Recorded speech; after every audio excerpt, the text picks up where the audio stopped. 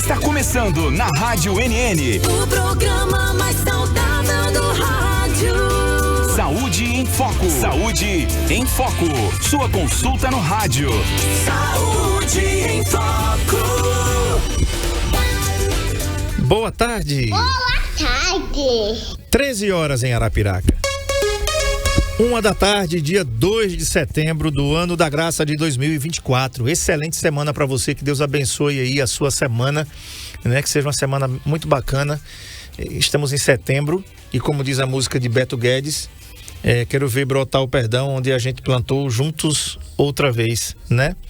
Então, quando entrar setembro, e a boa nova andar nos campos, né? Que música linda você vai ouvir aí depois. Sol de Primavera, com Beto Guedes, que fala sobre esse quando entrar setembro. Que seja um setembro maravilhoso para você, que seja maravilhoso para todos nós. Hoje a gente vai receber aqui o Dr. Sérgio Francisco, cirurgião cardíaco, e o assunto é arritmia cardíaca. Esse assunto foi escolhido aí por conta das mortes dos jogadores Serginho do São Caetano em 2004 e também do lateral esquerdo, aliás, do zagueiro esquerdo do Nacional do Uruguai há 15 dias atrás. Um garoto de 27 anos, um futuro brilhante pela frente. E muita gente pergunta, o que está acontecendo? Como é que um atleta morre em campo assim? Um cara que é treinado e preparado para aguentar esse tipo de desgaste. Mas fora de campo tem algumas perguntas também, né? Fulano estava tão bem, de repente foi fazer uma caminhada, um dia desse uma médica morreu numa academia, fazendo exercício numa academia. O que está acontecendo com a gente, né? Então, para falar sobre arritmia cardíaca, que é o tema da nossa entrevista de hoje, convidamos o renomado Dr. Sérgio Francisco, cirurgião cardíaco, tá? Tem mais de 500 mil de seguidores no Instagram, um posicionamento incrível, palestrante por várias vezes aqui foi convidado, né, para alguns eventos sobre posicionamento médico digital, que é uma coisa que ele faz muito bem, e vai falar pra gente. Por quê? Né? Todo mundo pode ter arritmia, qualquer um pode ter arritmia. Eu posso estar aqui no Saúde em Foco, de repente não estou mais aqui. E assim, né? Então, vamos chamar o intervalo novamente enquanto ele chega por aqui, para você ficar por dentro de arritmia. Você pode mandar suas dúvidas pelo 99639-8389, nosso WhatsApp, e também estamos ao vivo no nosso canal NN Play. O tema é arritmia cardíaca causa mortes aí do zagueiro Serginho do São Caetano em 2004. Zagueiro era? Era zagueiro também. E o esquerdo também era, né? Do Nacional do Uruguai, que foi sepultado na semana passada com um filhinho apenas de... uma filhinha de 9 dias e uma filha de 2 anos. Deixa aí, né? Olha aí a foto do garoto. Um garoto, né? Literalmente, um garoto, né?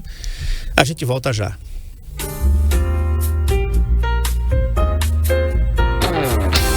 Saúde em Foco. Na Rádio NN. Com André Pepe.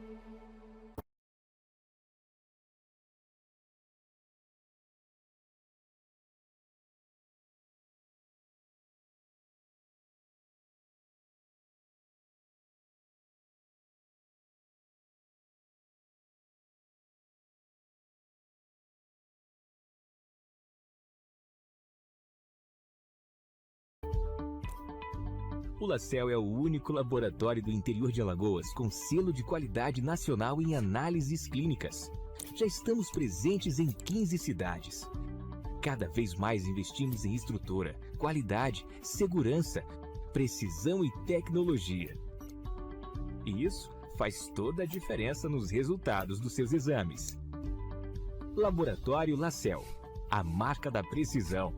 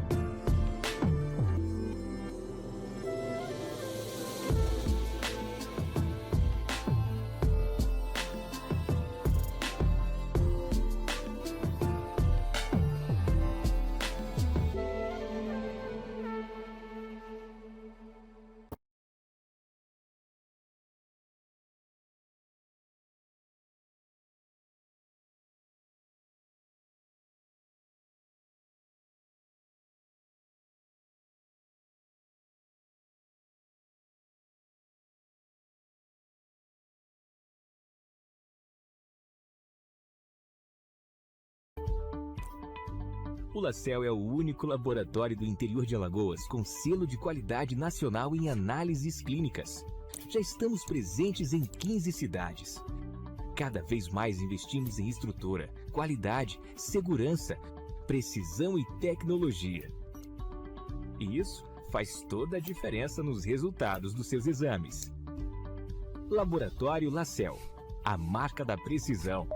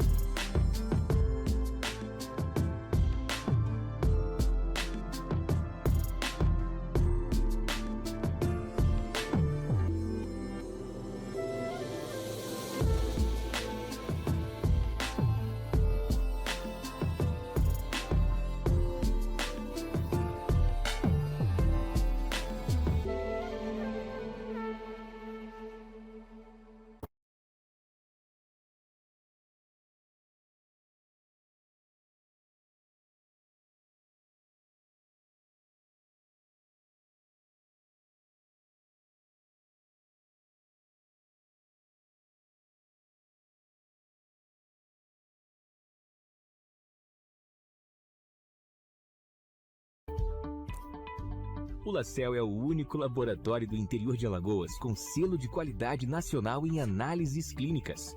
Já estamos presentes em 15 cidades. Cada vez mais investimos em estrutura, qualidade, segurança, precisão e tecnologia. E isso faz toda a diferença nos resultados dos seus exames. Laboratório LaCell, a marca da precisão.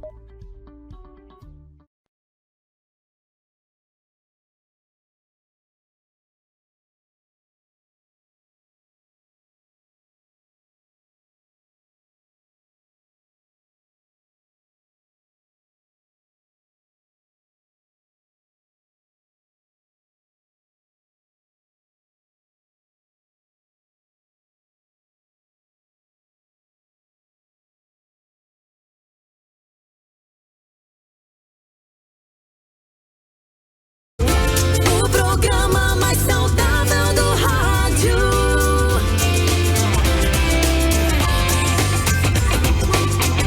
Saúde em Foco.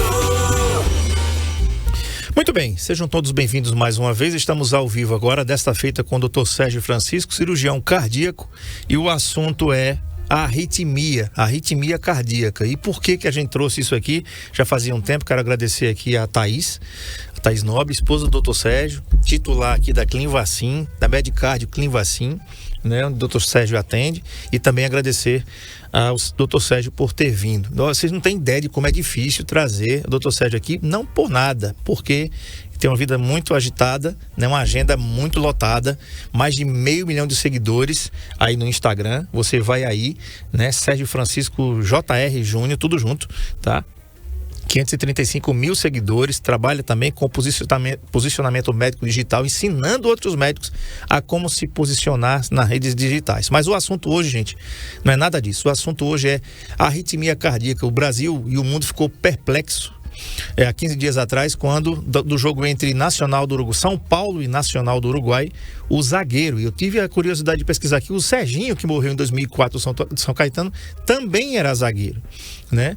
E ambos faleceram desse mal, a arritmia cardíaca, né? Esse último, o jogador esquerdo do Nacional do Uruguai, aos 27 anos de idade. E aí as pessoas podem estar pensando, poxa, um cara atleta, novo, teoricamente preparado, né, para não acontecer isso, com os exames em dia e tal, pode acontecer isso. Então, doutor Sérgio, boa tarde, obrigado por ter vindo, e é um tema muito bacana para a gente repercutir aqui. Bom, primeiro, obrigado pelo convite, né? Eu vi essa introdução aí, é uma honra de fato estar com você, com a sua audiência qualificada, e você falando da minha representatividade atual, né? E eu lembro da história, 10 anos atrás, a gente já estava aqui conversando no rádio sobre esse tipo de assunto, e você vê que um dos segredos do sucesso está na consistência, né? Você está aqui com um estúdio maravilhoso, parabéns a todos, achei muito bonito a organização. Obrigado. Dá para ver o capricho aqui, o cuidado com que tudo é feito, e os meus resultados também vêm dessa junção aí, do que as pessoas querem saber e de como a gente consegue comunicar para elas, por exemplo, agora, com esse assunto que você levanta com muita propriedade. O que aconteceu com o jogador? Primeiro, lamentar aqui, tá? Deixar os pêsames para a família dele, onde quer que eles estejam agora, e explicar que para as pessoas que estão nos acompanhando agora, é interessante saber que isso não é só um assunto de jogadores profissionais. Isso não é só um assunto de esportistas. Isso é um assunto de pessoas que se preocupam em viver mais. E eu explico por quê, André. O que aconteceu com o jogador ali chama muita atenção pelo fato de ter sido durante um jogo profissional, ter sido uma TV de grande audiência, mas acontece todos os dias no Brasil, com muita gente anônima. E a gente não fica sabendo. Basicamente o que acontece? Para que o nosso corpo funcione, o coração manda sangue para o cérebro. O cérebro é muito sensível à falta de sangue. Se ele passar alguns segundos sem sangue, ele vai apagar o chip. E a gente cai. A queda, André, é uma defesa. A queda no desmaio é uma defesa do corpo. Por quê? Eu gosto de explicar o seguinte. Para que o sangue chegue na cabeça, o coração tem que bater, tem que bombear e o sangue sobe até ali. Nutre o cérebro, a gente funciona. Por alguma razão, se durante alguns segundos não chegar sangue no cérebro, ele se defende. Apagando o chip, a gente cai e na posição deitada é mais fácil de chegar sangue no cérebro, mesmo que o coração esteja batendo fraco. E aí é por essa razão que muitas vezes quando a pessoa cai, ela abre o olho e recobra a consciência. Se a razão da falta de sangue no coração foi sanada. Mas se essa razão da falta de sangue no cérebro persistir, o cérebro queima e por mais que o socorro seja dado, o paciente não volta à vida. É o que aconteceu com esse jogador. E é o que acontece com tanta gente Brasil afora. E a gente está aqui para elucidar algumas formas de entender como é que se pode evitar isso e identificar o mais precocemente possível. Doutor, eu tive a curiosidade de ler algumas coisas sobre... Porque o que todo mundo nessa hora fica procurando alguma coisa para fazer, para tentar ver o que aconteceu. E o socorro ao jogador esquerdo, quando socorreram ele no campo, ele tinha batimentos, existiam batimentos ali. Aí o corpo médico levou 15 segundos para chegar até o jogador e 42 segundos para colocá-lo na ambulância. Como ele tinha batimento, os médicos interpretaram que não havia, entre aspas, nenhum problema ali que precisasse de ventilação mecânica ou de massagem. Em outra oportunidade que eu li também, esse procedimento pode ter sim causado ou acelerado a morte do jogador. E aí, a gente fica pensando aqui, alguns dias atrás morreu uma médica numa academia, eu acho que você viu isso aí, né? Pediu o Marco Aurélio para recuperar essa reportagem. Uma médica estava na academia e também morreu. E as pessoas ficam perguntando, mas peraí, é uma médica, como se os médicos fossem imortais. Era bom que fosse, né? Ou não, né? Ou não, esses heróis aí para a vida inteira, porque quando a gente tá doente vai procurar quem? O médico, né? Então assim, e aí a gente fica perguntando, é uma médica, tá, e o que aconteceu? Né? Quando a gente pega a etimologia da palavra ritmo, por exemplo, ritmo, eu lembro logo de uma bateria de escola de samba, né? Né? Você lembra logo do Olodum, de uma bateria de escola de samba ali na Marquês de Sapucaí. É um negócio completamente sincronizado, ali é ritmo. Ali não tem um pandeiro que está tocando fora do lugar, não tem um bombo que esteja tocando fora do lugar, né? E quando você coloca essa vogalzinha A, que fica arrítmico, está dizendo que o ritmo não está correto, está fora do compasso. Para cardiologia, é isso também que significa? É isso, André. A arritmia, falando de arritmias, né, mais genericamente, é quando o coração bate fora do compasso. Ele pode bater fora do compasso, fora do ritmo, para mais ou para menos. Ele pode bater fora do ritmo devagar, que são as arritmias que a gente chama do coração lento, e ele pode bater fora do compasso rápido demais. São as arritmias do coração acelerado. As duas podem causar sintomas semelhantes, que um deles, que é parecido, é o desmaio. Se o coração bater lento demais, o paciente vai ter pouco sangue no cérebro e vai desmaiar. Se o coração bater rápido demais, ele vai bater vazio, porque não dá tempo dele encher para o próximo batimento. Vai chegar menos sangue no cérebro e ele vai desmaiar. É por essa razão que pessoas que têm o coração extremamente lento por um defeito de bloqueio desmaiam, e é por essa razão que uma pessoa que está fazendo um teste físico extremamente extenuante, como testes físicos que a gente conhece, também desmaiam. Um porque o coração bateu rápido demais, o outro porque o coração bateu lento demais. Então o coração, ele não aguenta desaforo, ele tem seus limites. Então a gente tem que... Qual que é o segredo? O segredo é a gente aprender a reconhecer os sintomas que o corpo manda antes que algo pior aconteça. E aí, falando especificamente do que você mencionou com relação ao socorro, recapitulando um pouquinho, né? Ao socorro ao jogador em campo, é necessário destacar que o socorro foi extremamente eficiente no seu tempo de resposta. Assim, é muito raro você ter um tempo de resposta desse. É muito raro. Como foi um jogo grande, de uma competição grande, uma equipe pronta, assim, em segundos o jogador teve a sua assistência prestada. E por esse tempo de resposta tão curto, o que a gente pode imaginar, tá? É muito difícil opinar diretamente, porque a gente não estava lá na hora vendo. Eu não pus a mão no pescoço do jogador para saber se aquele batimento era efetivo ou não. Não tem como saber. Mas pelo socorro ter sido tão rápido, o que se pode supor é que ele pode ter tido mais paradas depois do que aquele momento. Porque, André, o cérebro, ele ainda suporta cerca de 3 minutos ali com pouquíssimo oxigênio, tá? E em menos de 1 minuto ele estava na ambulância. Então talvez se ele porventura tenha tido mais paradas, e essas paradas foram gravíssimas no trajeto, isso pode ter de fato danificado o cérebro dele. Por que a gente pode falar isso?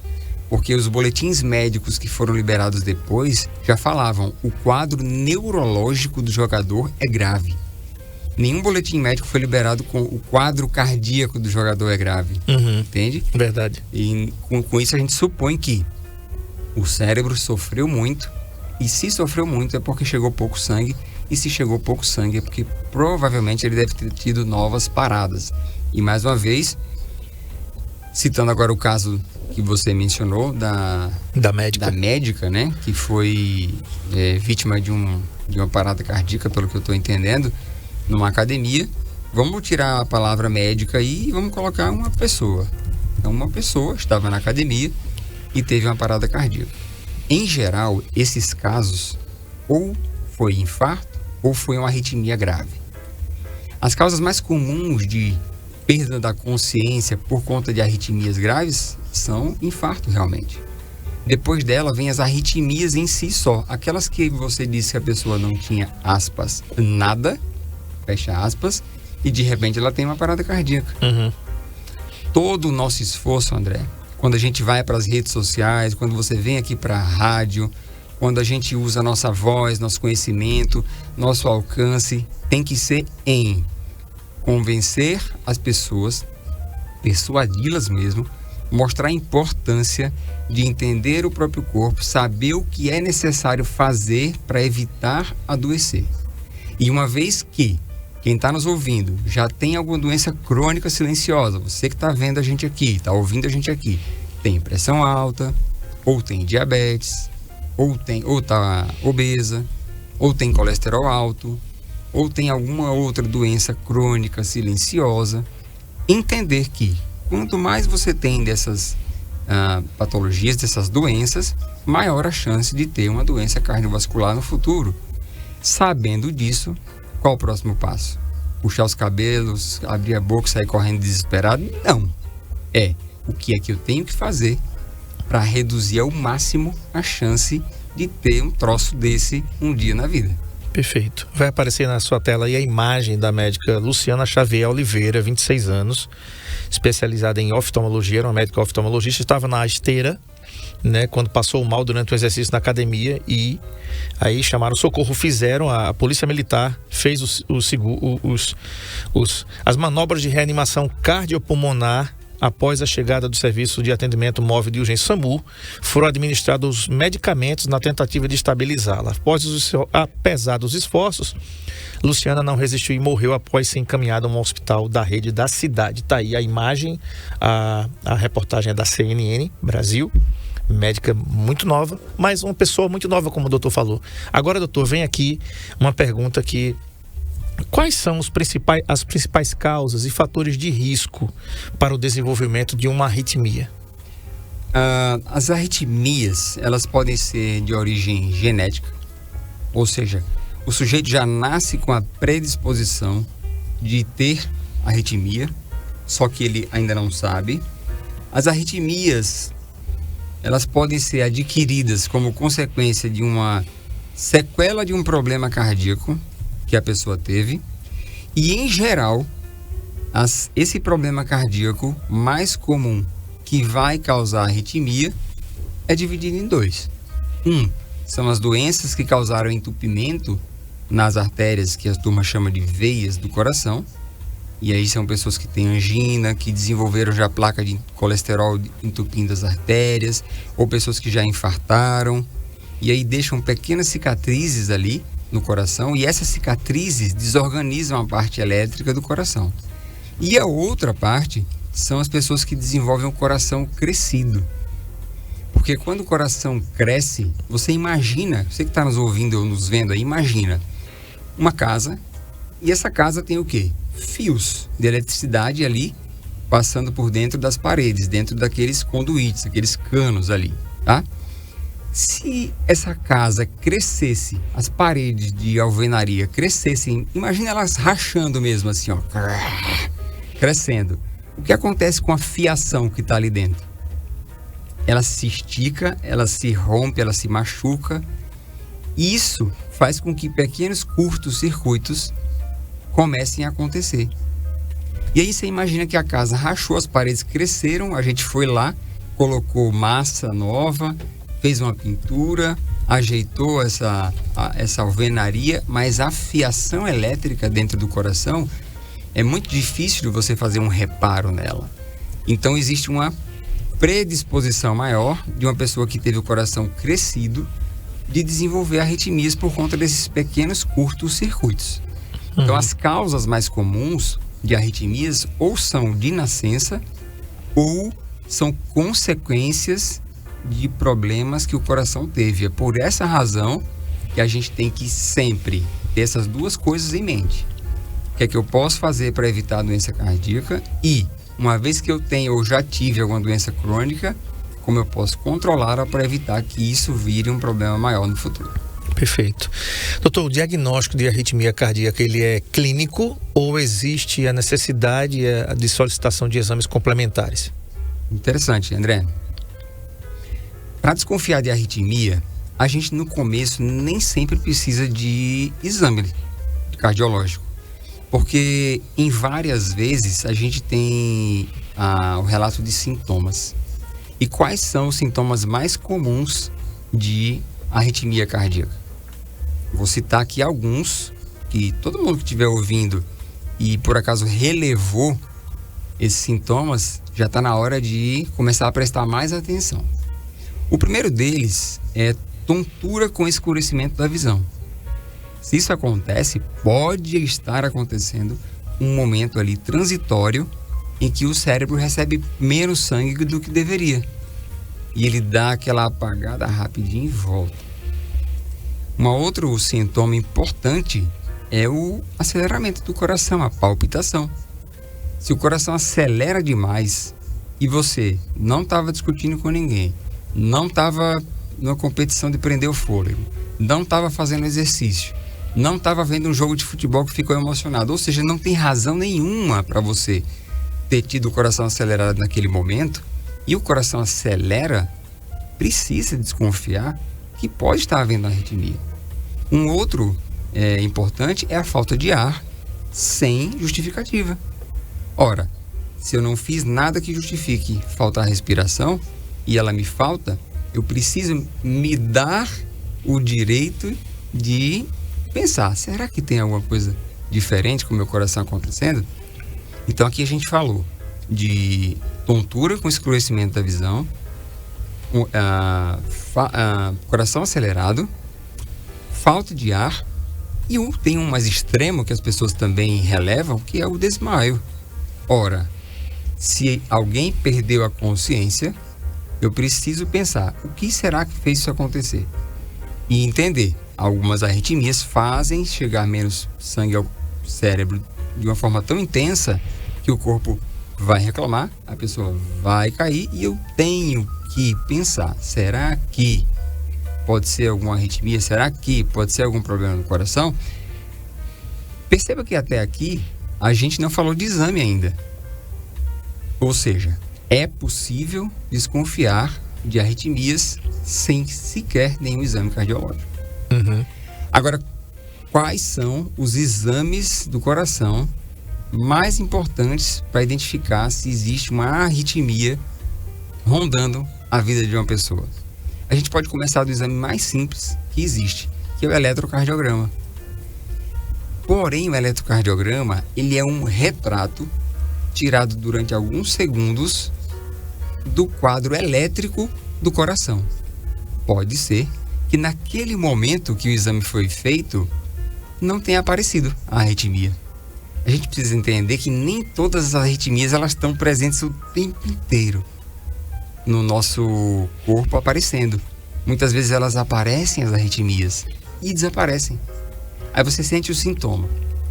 Vai no médico. O médico pede só um eletrocardiograma. Você faz. Veio normal. Tá tudo bem. Não é nada. É a hora que eu bato. Eu falo, nunca é nada. Se existe um sintoma ou uma alteração pequena, tem que ser investigado, juntado as pontas soltas, história clínica do paciente, história da família, história dos sintomas, juntou isso com o resultado de exame para gerar o quê? Uma desconfiança. Se essa desconfiança continuar, de que pode existir um problema, a gente avança e aí passa para um próximo nível. Existe um exame, por exemplo, chamado Holter 24 horas, que nada mais é do que um eletrocardiograma que dura um dia completo. Só que você não vai ficar deitado na maca, na mesa do exame um dia todo. Uhum. Então, coloca-se esse exame embaixo da roupa, cola com adesivos embaixo da roupa do paciente, ele vai para casa, passa um dia inteiro fazendo suas atividades habituais, quase todas, né? Algumas não dá para fazer, porque senão solta os eletrodinhos, volta para a clínica, o computador analisa, o médico revisa e a gente vê se existe alguma arritmia do coração acelerado ou do coração lento. Só que, em alguns casos, justamente naquele dia, o paciente não teve o sintoma, nem teve a arritmia. E aí, a investigação clínica precisa continuar, mas basicamente esses dois exames eles já resolvem muita coisa. Tem outro? Tem. Até mesmo o teste da esteira, o famoso teste ergométrico, né? Ele pode identificar arritmias, porque as pessoas precisam saber. Tem arritmias que não aparecem quando a gente está fazendo pouco esforço. Elas só vão aparecer quando o esforço aumenta. Como é que a gente detecta isso? Coloca o paciente numa esteira para fazer o teste ergométrico. Quem está acompanhando a gente aí ao vivo está vendo o Holter 24 horas, né? Tá muito bem colocado, a imagem ficou muito boa. E na sequência vocês vão ver uma imagem de teste ergométrico, que é onde a pessoa sobe na esteira e faz o esforço físico. Por quê? O médico vai acompanhando em tempo real, conforme o batimento do coração vai acelerando, se começam a aparecer alguns batimentos fora de hora, que são as famosas arritmias. Tem pessoas que nessa hora o coração acelera demais, tem pessoas que nessa hora o coração não acelera demais, e tem pessoas que nessa hora revelam uma arritmia. Uhum. Aí o médico flagra, exatamente, quem está vendo ao vivo está vendo essa imagem aí, e aí o médico flagra a arritmia aparecendo, dá o laudo e o outro cardiologista vai conduzir o caso. Doutor, o senhor falou em sensação de escurecimento da visão. Quando você fala disso, eu me lembro da SVV, que é síndrome vasovagal, que algumas pessoas têm quando estão deitadas. Você que está em casa, está no sofá, está vendo agora o Saúde em Foco aqui pelo NN Play ao vivo. De repente, a madame vai te dizer, tá pronto o almoço, venha para a mesa. Você se levanta. Quando você levanta, escurece tudo, o tubo de imagem fecha e você diz assim, opa, isso é frequente. Isso é frequente. Aí eu queria destrinchar isso com essa diferença de sintomas entre a síndrome vasovagal e também as arritmias. Existe uma doença que é pouco diagnosticada que faz as pessoas desmaiarem realmente. E por que ela é pouco diagnosticada? Porque ela é a última a ser descoberta. A pessoa tem uma dor de cólica, desmaia. A menina é jovem, torce o pé, quebra a perna, desmaia.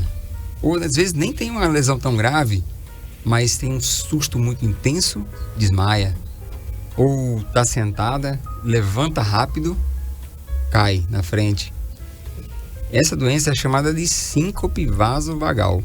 E esse nome vem porque isso é uma reação exagerada do nosso próprio organismo. Então, a síncope vasovagal, ou a síndrome vasovagal, síncope é desmaio, né? E síndrome é porque isso é um conjunto de sinais e sintomas, nada mais é do que uma reação exagerada do nosso corpo. Qual que é o problema disso? O problema é que isso vem de fábrica. As pessoas já vêm de criança com essa propensão. E o diagnóstico, quando é feito, ele revela o que, na prática, na verdade, faz com que essa pessoa desmaie. Porque podem ser duas coisas. Pode ser uma queda de pressão muito intensa, que acontece naquele momento, ou pode ser uma queda dos batimentos cardíacos muito intensa naquele momento.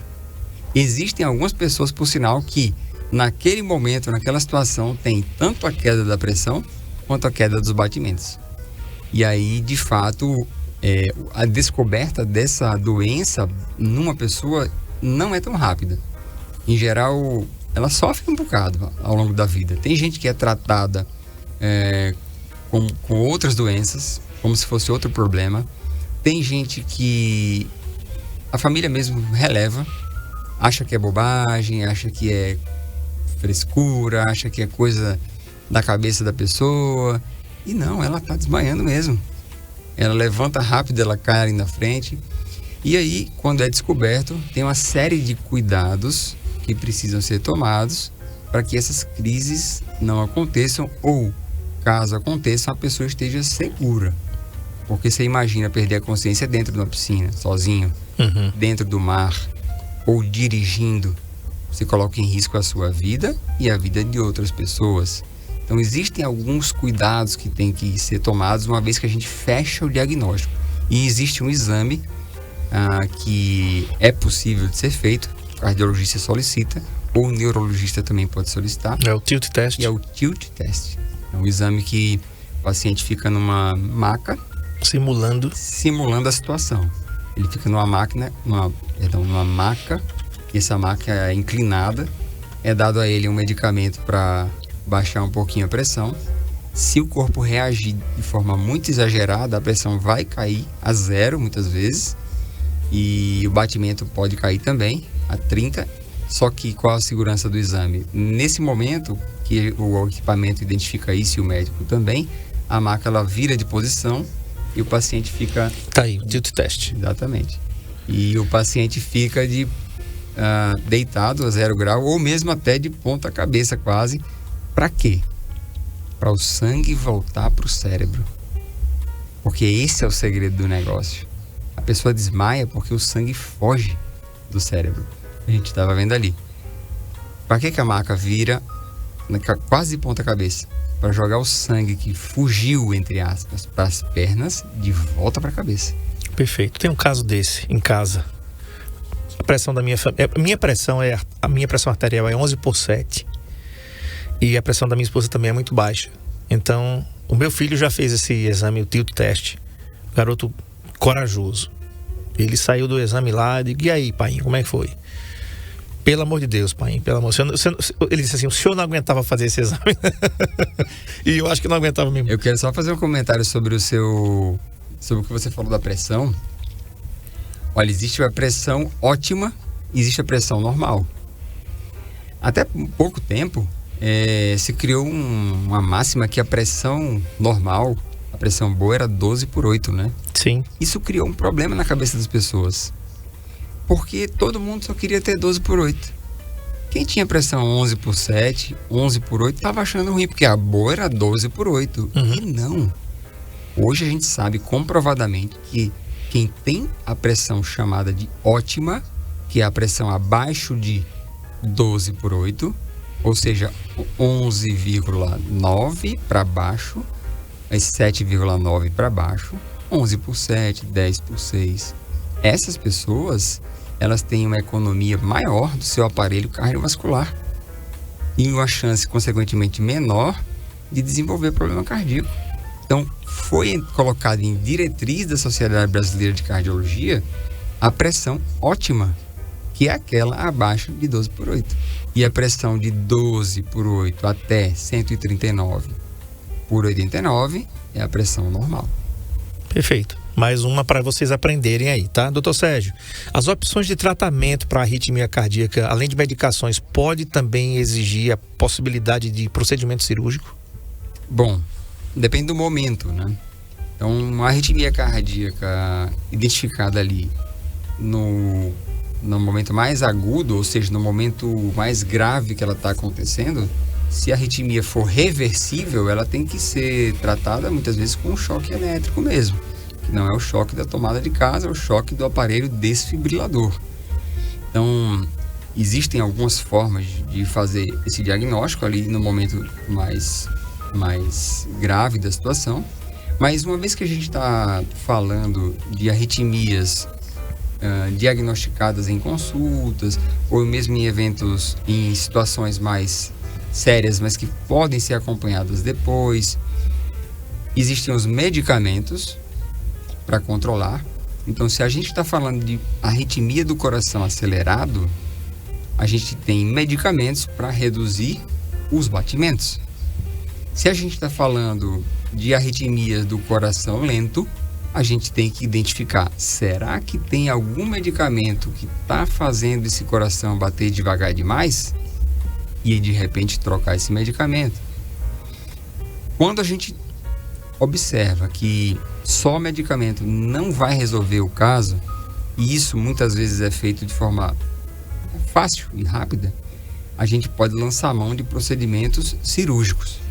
Dividindo em dois lados, se a gente vai tratar arritmias do coração lento, que fazem o coração bater a 30 batimentos, 36, a pessoa está desmaiando o tempo inteiro, ela vai precisar de um estímulo que faça um lembrete ao coração, que diga, pô, coração, você precisa bater mais rápido aí, porque a pessoa tem que trabalhar, tem que fazer as coisinhas do dia a dia dela aí.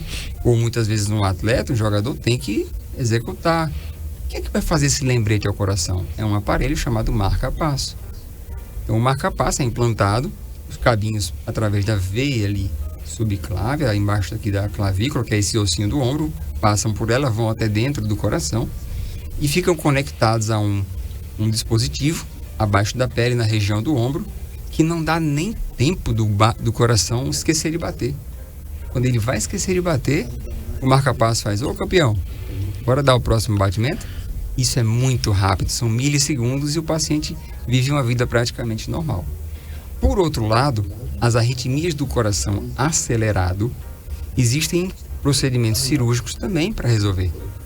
Se foi identificado que esse coração tem uma arritmia do coração acelerado que é possível de resolver, para você ter ideia, existem exames, por exemplo, chama-se estudo eletrofisiológico, que é um mapeamento feito na parte interna do coração por um catéter. E esse mapeamento muitas vezes identifica caminhos de curto-circuito dentro do coração. Se esse caminho for identificado, é possível, através de um outro procedimento, fazer uma ablação, que nada mais é do que uma queimagem. Então, quem está vendo as imagens aqui, quem está vendo as imagens vai acompanhando. Quem não está vendo, imagine que eu estou mostrando a minha mão em concha e o meu dedo mapeando a palma da mão.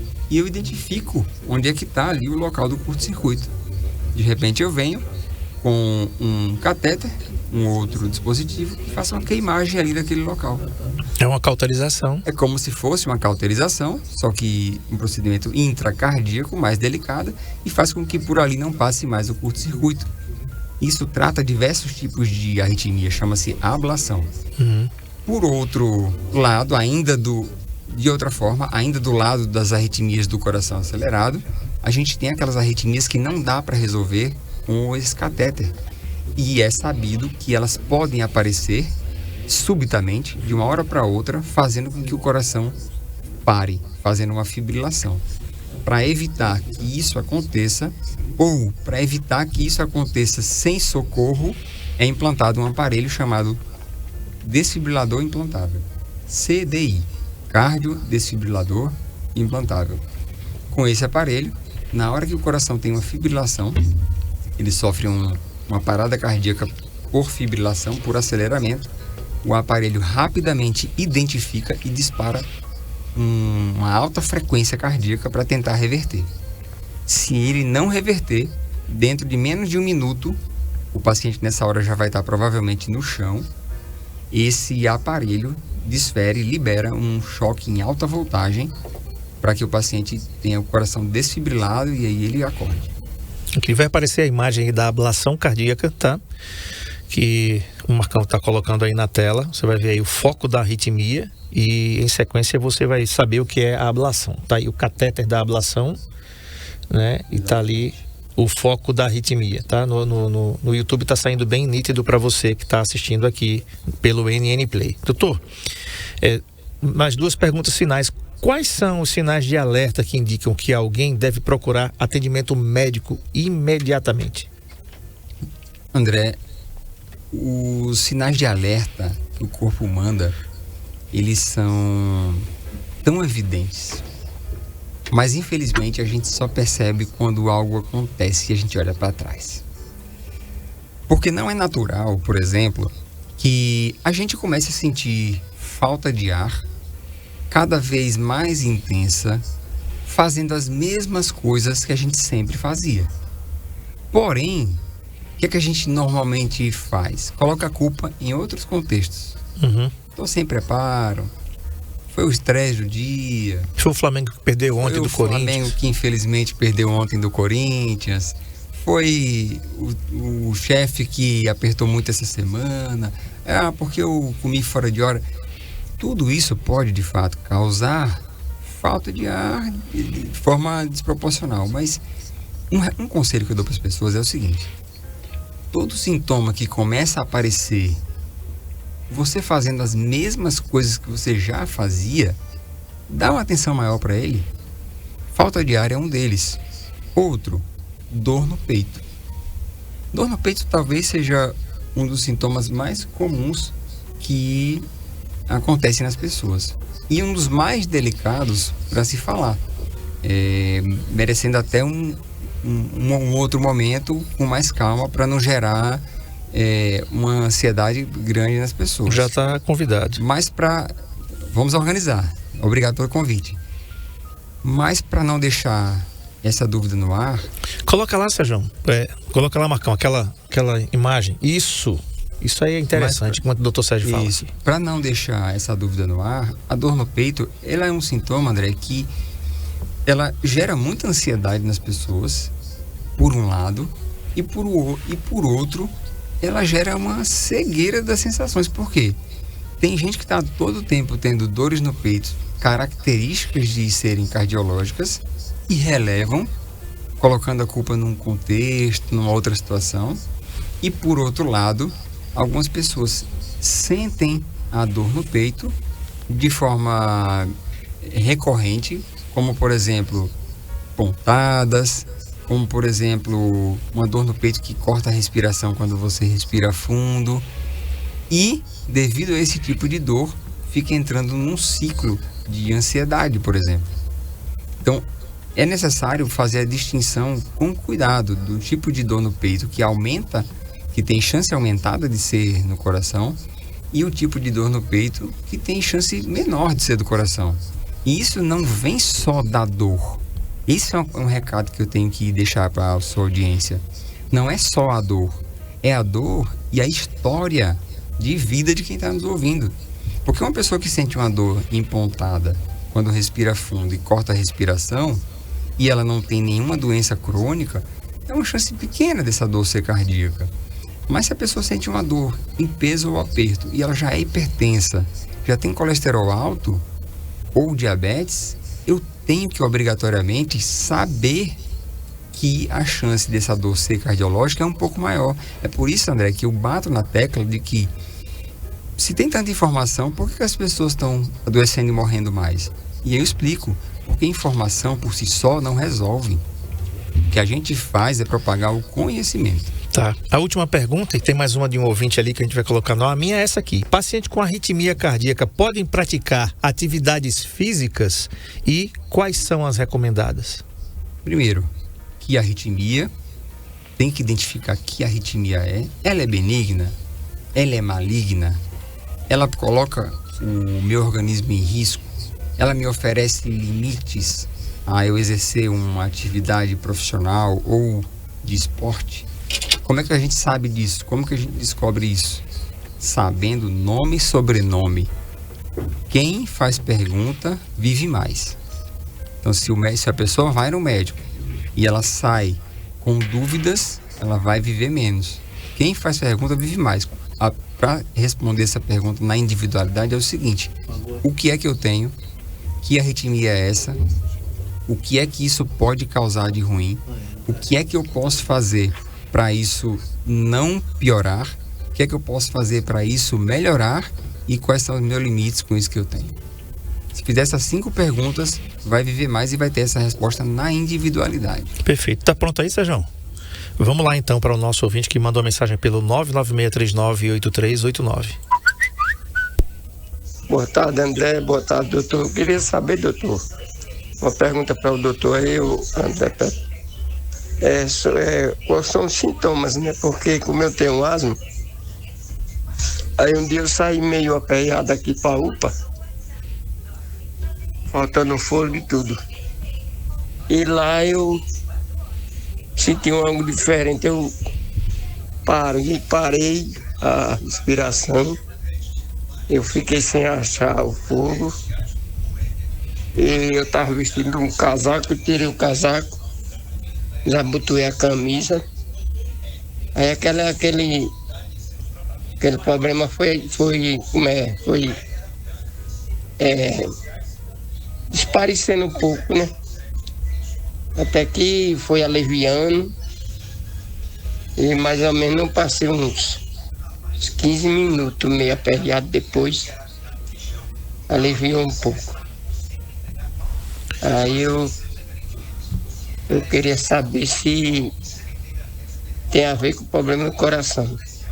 Eu já fiz uns exames de coração e não deu nada não, mas agora eu estou com vontade de fazer outros exames para ver. Sobre esse problema eu fiquei com medo. Tá bom. Nome do ouvinte, Sérgio? Aqui, Zé. Tá. Muito obrigado, Zé, então, pela sua participação aqui. Agora, doutor Sérgio Francisco. Muito obrigado pela pergunta. Várias coisas interessantes para comentar aí, né? Na pergunta ele falou: eu tive falta de ar e corri para a UPA. Primeiro, parabéns. Teve falta de ar e procurou atendimento médico. É isso que tem que ser feito. Muitas vezes as pessoas têm um sintoma estranho, intenso, e ficam segurando, esperando. Não sei exatamente o que, mas em geral é para não dar o braço a torcer. A gente sabe que isso acontece muito, principalmente na família em que o homem é brabo, é da luta ali e não vai. Então, parabéns por ter procurado atendimento médico. Segundo, falta de ar, sim, é um dos sintomas que pode ser um aviso do coração. E eu preciso que todos saibam que não aparece necessariamente em todos os exames cardiológicos. Então, se o paciente foi no atendimento de urgência e emergência, de repente fez um eletrocardiograma que deu normal e essa falta de ar volta a acontecer, você precisa se dar o direito de investigar um pouco mais. Porque existem exames, como por exemplo o ecocardiograma, que são responsáveis por detectar problemas nas partes internas do coração, nas válvulas do coração, que são uma das principais causas cardiológicas de falta de ar. Qual que é o problema? Existem ecocardiogramas que infelizmente não são bem feitos. A gente precisa ter cuidado de fazer exames cardiológicos em locais que fazem com cuidado, que fazem com atenção ao paciente. Eu estou cansado de ver paciente com doença cardíaca que existe e exame mostrando que não tem nada. Estou cansado de ver paciente com doença cardíaca que não é descoberta porque o exame foi feito de qualquer forma, muito rapidinho. Então tem que ter muito cuidado e responsabilidade quando se trata de exame cardiológico. Porque um caso como esse que o colega falou aí, que o ouvinte falou aí, eu fiz um exame e não deu nada, e os sintomas continuam, vale a pena investigar um pouco mais, inclusive com mais atenção e qualidade. Perfeito. Conversei com o Dr. Sérgio Francisco, cirurgião cardíaco aqui, titular da Medcardio, tá? Você vai ver aí a imagem, tá aí na tela. Sérgio Francisco Júnior, tá?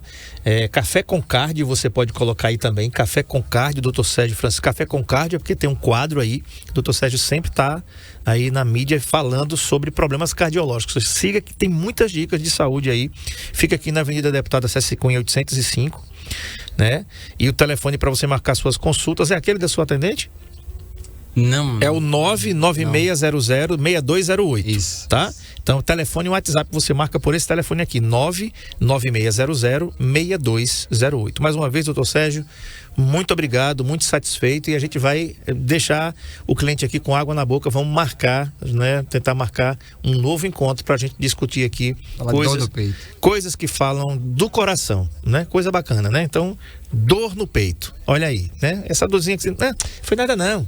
Tá certo. E você vai ignorando, depois a coisa começa a apertar, para você não ficar igual ao Zé, que teve aí dor, ficou desesperado, não é para menos, todo mundo fica, eu também ficaria, né, pra gente se cuidar. Mais uma vez, muito obrigado. Eu agradeço. Quem entrar no meu Instagram agora, pode, em qualquer publicação minha, digitar o número 81, em qualquer publicação, 81, que a gente manda uma mensagem para você agora mesmo, com algo especial. Perfeito, bacana. E amanhã, gente, eu vou ter aqui a doutora Alexandra Nogueira, da Bicho de Patas, e o tema Setembro Amarelo, que podemos falar sobre os pets e seus benefícios na saúde mental. Muito obrigado pela sua audiência, pela sua paciência, e amanhã a gente volta às 13 horas, se Deus quiser. Tchau, tchau.